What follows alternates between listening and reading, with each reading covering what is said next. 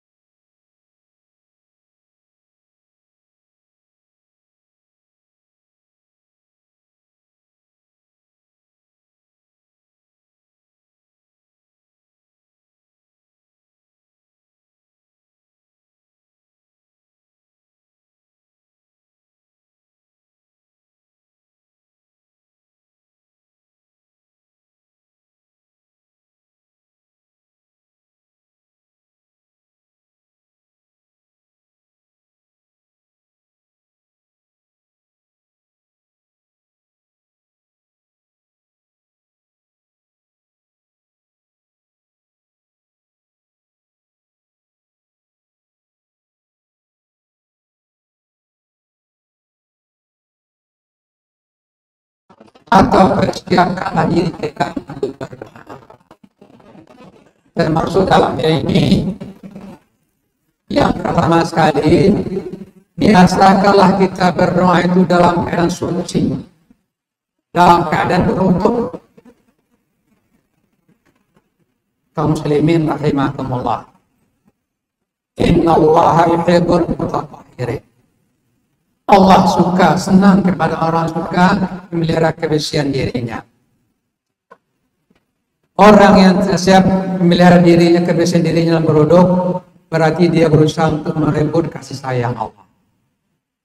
Insya Allah, orang-orang yang biasakan dirinya dalam keadaan suci dalam berwudu, maka dia akan termasuk orang-orang yang cintai Allah. Dan ini adalah suatu hal yang sangat baik. Kalau bisa jadikan menjadi budaya hidup kita, selalu menjaga supaya kita dalam keadaan berwudu, dalam keadaan suci. Insya Allah, orang yang senantiasa menjaga dirinya dalam keadaan suci berwudu, matanya pun akan suci dari pandang-pandang yang tidak baik. Telinganya pun akan disucikannya dari mendengarkan hal-hal yang tidak baik. Hatinya pun akan disucikannya dari perasaan-perasaan yang tidak dibenarkan dalam agama. Inilah keuntungan orang-orang yang selalu memelihara dirinya dalam keadaan berwudu dan dalam keadaan suci. Banyak ulama, banyak tokoh kita yang praktekkan hal demikian. Selalu menjaga supaya dirinya dalam keadaan berwudu. Berarti dia ingin selalu membersihkan dirinya menjadi orang-orang yang sentiasa dikasihi dan disayangi Allah Subhanahu wa taala. Yang kedua, kalau kita akan berdoa, utama kalau posisi menghadap kiblat. Sebagaimana kita dalam salat disuruh untuk menghadap kiblat. Dalam berdoa pun kita akan berkomunikasi dengan Allah, akan mengadu kepadanya, akan menyampaikan permohonan. Oleh karena itu, adab kalau ada sepertinya harus misalnya ke arah kiblat, posisikan untuk berdoa. Kaum muslimin rahimakumullah, kiblat adalah pusat persatuan umat Islam. Insya Allah disitulah kita lain sumber keberkahan Allah akan dilimpahkannya. Selanjutnya, optimis atau berhusnuzan kepada Allah bahwa doa kita itu akan diijabah oleh Allah Subhanahu wa taala.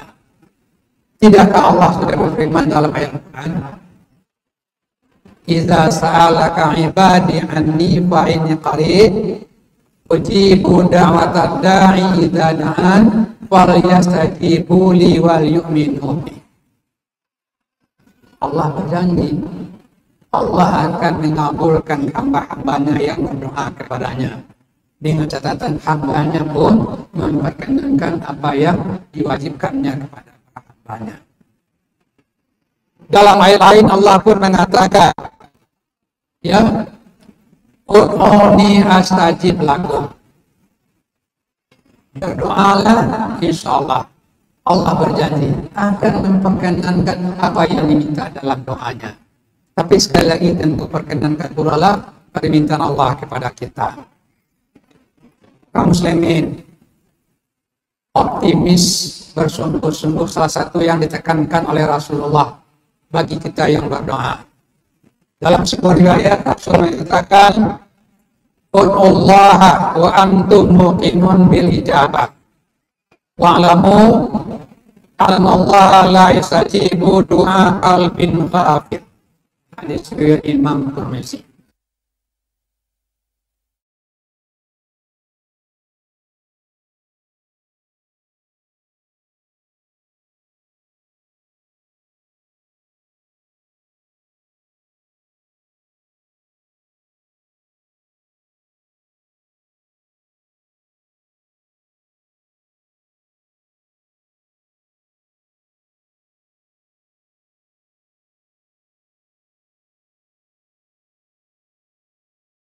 Dijawab oleh Allah Subhanahu wa taala.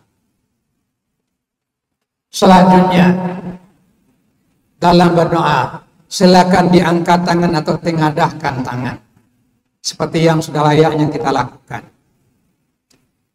Rasul mengatakan, "Innallaha hayyun karimun Yastahyi idza rafa'a ar-rajulu ilahi yadayhi ayurdahuma safran khaibatain.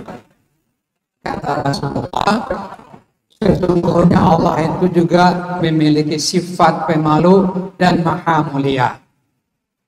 Allah akan malu bila seseorang hamba mengangkat kedua tangannya berdoa kepadanya. Allah malu untuk menolak memperkenankannya sehingga tangannya kosong saja. Ini janji Allah juga. Sebagian para ulama salaf mengangkat tangannya tanggung-tanggung, bukan begini, tapi begitu begini. Bagaimana harapnya untuk mendapatkan ijabah dari Allah? Diketemukan dua telapak tangannya. Ya Allah, ya Rahman. Oh, ya Allah. Kabulkan doa. Nah, kiranya pantun juga kita dulu bagaimana para ulama salaf juga berdoa kepada Allah Subhanahu wa taala. Lalu kemudian biasakanlah berdoa pada waktu-waktu mustajab. Waktu-waktu yang diistimewa oleh Allah lebih besar kita akan diperkenankan bila mana berdoa kepada Allah. Di antaranya adalah sepertiga akhir malam. Ini sama waktunya dengan waktu untuk kita salat tahajud. Perbanyaklah doa bersama dengan kita melaksanakan salat tahajud. Karena itu adalah waktu-waktu yang utama untuk Allah perkenankan doa dari para hamba-Nya. Rasulullah mengatakan, yanzilu rabbuna wa ta'ala kulla lailatin ila sama'i dunya. Hina yati thuluthul lailil akhir. Yaqul ma yad'uni fa astajibu lahu wa ma yas'aluni fa atihi wa ma yastaghfiruni fa aghfir lahu. Tuhan kita Allah Azza wa Jalla turun ke langit dunia di sepertiga malam. Kemudian Allah berkata, siapakah di antara hamba-Ku yang berdoa pada malam ini, Aku akan perkenankan doanya. Dan siapa yang meminta kepadaku, akan Aku berikan apa yang dimintanya. Dan siapa yang memohonkan istighfar kepadaku, akan Aku berikan ampunanku kepadanya. Demikian luar biasa Allah memberikan kesempatan kepada kita untuk memohonkan doa dan mengistighfarkan diri kepadanya. Waktunya terbuka luas seperti malam. Biasakanlah kaum muslimin rahimakumullah jami'an. Ada waktu penting lagi yang sering sekali kita abaikan, waktu mustajab. Kapan itu? Bain azan wal iqamah. Di antara azan dan iqamah. Paham Allah yang terbiasa datang cepat ke masjid, sehingga ketika azan dikumandangkan dia sudah ke masjid dan dia bisa salat sunat terlebih dahulu, kemudian ada waktu bagi dia untuk berdoa di antara dua azan dan iqamah tadi. Itu waktunya Allah. Allah mengucapkan bagi hamba-hamba Allah yang berdoa kepadanya. Selain itu juga waktu yang cukup utama untuk dijabahkan doa kita adalah ketika kita sujud dalam salat. Kata Rasulullah dalam sebuah hadis dari Imam Abu Daud, aqrabu ma yakunul abdu min rabbihi wa huwa sajidun wa akthiru fihi du'a. Kata Rasulullah, saat yang paling dekat antara seorang hamba dengan Tuhannya adalah ketika dia sujud dalam salatnya. Fa'akthiru fihi du'a. Maka perbanyaklah olehmu doa ketika kamu sujud kepada Allah Subhanahu wa taala. Kaum muslimin rahimakumullah, biasakanlah meminta istighfar kepada Allah pada ketika sujud. Insyaallah Allah akan memberi bulan besar untuk dijabahkan doa kita. Juga ada waktu yang sangat istimewa sekali setahun datangnya. Waktu yang mustajab. Kapan itu? Yakni ketika hari Arafah. Ketika jamaah haji wukuf di Arafah. Itu sangat luar biasa kata Rasulullah. Istimewanya ada doa kita untuk dijabah oleh Allah Subhanahu wa taala. Kaum muslimin rahimakumullah. Selanjutnya yang kedua, adab ketika kita dalam berdoa sendiri. Dalam hal ini Rasulullah mengajarkan kalau kita berdoa, awalilah doa kita itu dengan memuji dan mengagungkan Allah. Idza shalla ahadukum falyabda bi tahmidillah wa sana'i alaihi. Summa yusalli alaihi Nabi sallallahu alaihi wasallam, summa yad'u bima syaa. Hadis riwayat Imam Tirmidzi. Kata Rasulullah, apabila seseorang kamu berdoa, maka hendaklah dia awali doa itu dengan memuji Allah dan mengagungkannya. Kemudian iringi berselawat kepada Rasulullah SAW, lalu mintalah dalam doa apa saja yang akan diminta kepada Allah Subhanahu wa Ta'ala. Kaum musliman, minimal ya kita berdoa kepada Allah, alhamdulillah, minimal wassalatu wassalamu ala rasulillah, itu minimal. Kalau bisa salawat yang panjang dan ya tahmid yang panjang untuk mengawali doa kita. Lalu sembari kita mengawali dengan bertamid kepada Allah, maka berdoalah dalam keadaan merendah diri dan penuh suara yang lemah lembut. Tadarruan wa khufyatan. Lihat surat Al-A'raf. Qul a'rakakum tadarruan wa khufyatan. Innahu la yuhibbul mu'tadin. Berdoa kamu kepada Tuhanmu dengan penuh rasa rendah diri dan dengan suara lembut. Sesungguhnya Allah tidak menyukai orang-orang yang melampaui batas. Kaum muslimin rahimakumullah. Sepatutnya kita memang merendahkan diri, menghinakan diri ketika berdoa kepada Allah.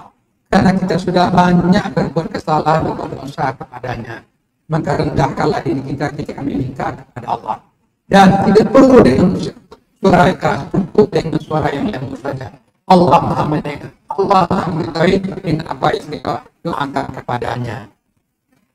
Selanjutnya, jangan tergesa-gesa dalam berdoa. Abdullah bin Umair menceritakan, suatu ketika Rasulullah sedang di masjid, datang seorang sahabat, lalu dia salat. Selesai salat langsung berdoa. Bunyi doanya langsung, Allah maghfirli warhamni. Ditegur oleh Rasulullah. Apa kata Rasulullah? Ajalta ayyuhal musalli, idza shalaita qa'ata fahmidillaha wa salli alayya subhanahu. Wahai orang yang berdoa, kok Anda tergesa-gesa sekali berdoa? Ajalta. Kata Rasul, kalau engkau sudah selesai salat, duduklah dengan baik dulu, dengan sempurna. Lalu kemudian awalilah doamu dengan memuji Allah Subhanahu wa Ta'ala. Kemudian selawatlah kepada nabinya. Sudah itu berdoalah apa yang akan mau minta. Jadi jangan biasakan doa terburu-buru, tergesa-gesa. Tapi berdoalah dengan kalimat yang baik, kalimat yang santun dan dengan suara yang lembut. Selanjutnya kalau kita berdoa, utamakanlah berdoa dengan doa-doa ma'thurat. Doa ma'thurat adalah doa-doa yang terambilkan dari ayat-ayat Al-Quran ataupun yang ada riwayatnya dari Rasulullah dan dari sahabat. Itu doa ma'thurat. Sungguh banyak doa-doa baik dalam Al-Quran maupun dalam riwayat-riwayat dari Rasulullah dan sahabat. Mari kita utamakan. Sekarang mudah menjadi doa itu. Sehingga kata klik nanti doa-doa ma'thurat akan keluar banyak lebar. Biasakan. Selama kita bisa memakai doa ma'thurat, kita makan doa ma'thurat. Kalau tidak, silakan berdoa. Meskipun berdoa dengan bahasa kita pun boleh. Bahasa Minang pun insya Allah boleh. Kecuali dalam salat. Doa dalam salat harus doa ma'thurat. Tidak boleh doa yang terpikir redaksinya sendiri. Karena salat ibadah yang mahdah yang sudah tertentu, tidak boleh kita menambah dan mengurangi. Kemudian kaum muslimin rahimakumullah, boleh juga kita mengulang-ulang sampai 3 kali doa kita dalam hal yang sangat kita butuhkan kita utamakan. Misalnya, Allahumma ajirna minan nar, Allahumma ajirna minan nar, Allahumma ajirna minan nar. Ya Allah, bebaskan kami dari ancaman api neraka. Bacalah 3 kali. Itu yang dilakukan Rasulullah yang tertentu. Selanjutnya bagian yang ketiga, ikhtiar kita supaya doa kita dijabah oleh Allah Subhanahu wa taala. Yang pertama, setelah membiasakan berdoa, ya senantiasalah kita bertobat kepada Allah Subhanahu wa taala. Ya ayyuhalladzina amanu tubu ilallahi taubatan nasuha. Wahai hamba-hambaku yang beriman, bertobatlah kamu kepada Allah dengan taubat yang sebenar-benarnya, taubat nasuha. Kemudian senantiasa pelihara kebersihan diri, jauhkan diri dari segala yang haram, terutama mengkonsumsi sesuatu yang haram. Rasulullah memperingatkan, la yadkhulul jannata lahmun nabata bin niswati wa kullu lahmin nabata min as-sawti kanatin naru awlahi. Tidak akan pernah masuk ke surga daging yang dibesarkan dari sesuatu yang haram. Setiap daging yang tumbuh dari yang haram maka neraka.